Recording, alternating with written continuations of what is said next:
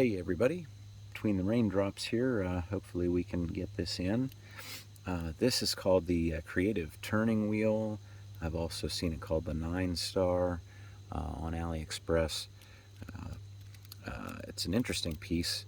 The demonstration video they show is pretty crummy. After playing with it, I found out a nice way to set this up.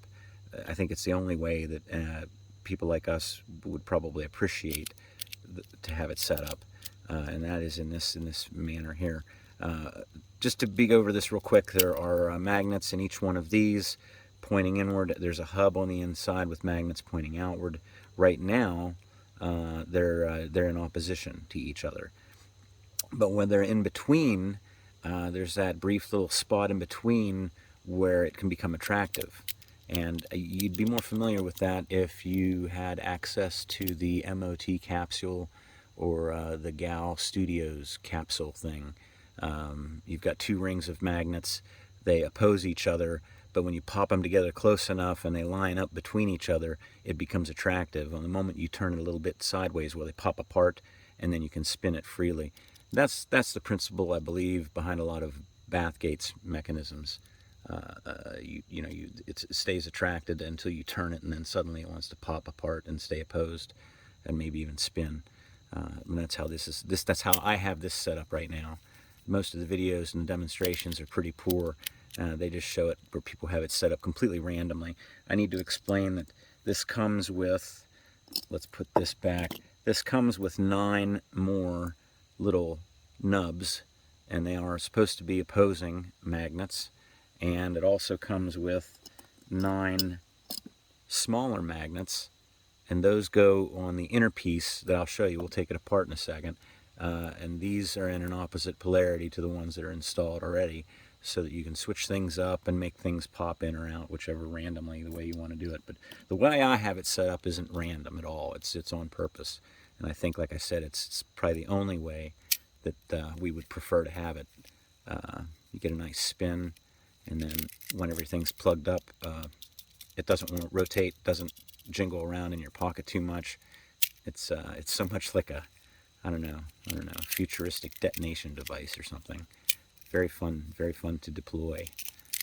Nice to carry around, fits in your 5th pocket really well. So let's take it apart here. The way I saw this done, again, I think it was a Chinese video, one of the sellers. To make things easy on yourself, you should get yourself some of these clips, binders, and that will hold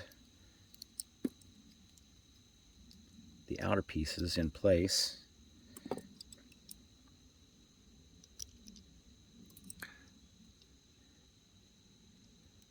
Oops. Just like that. And then we will remove this interior middle screw.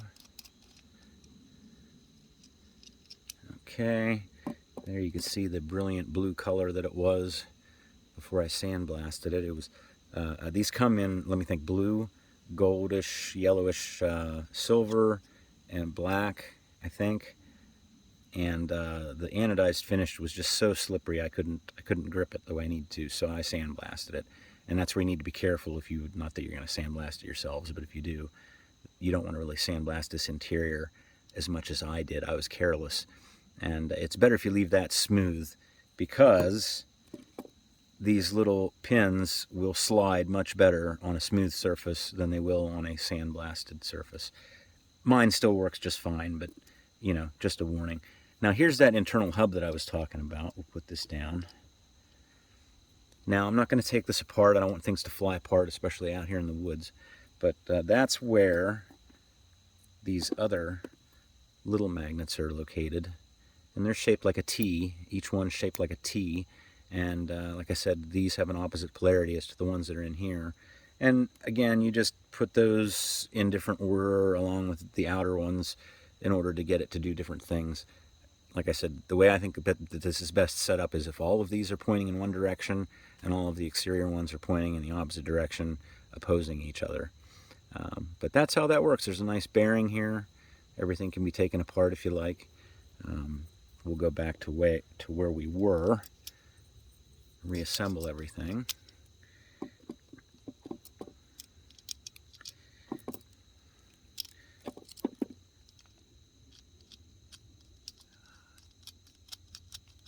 Oops, oops, all right.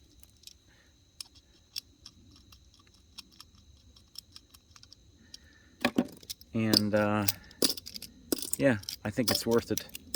It was $50, roughly $50, no matter where I saw it. I think, like I said, though, I only saw it in 2 different places, and it is nice. It's a different kind of thing. And I hope you like it. Take care.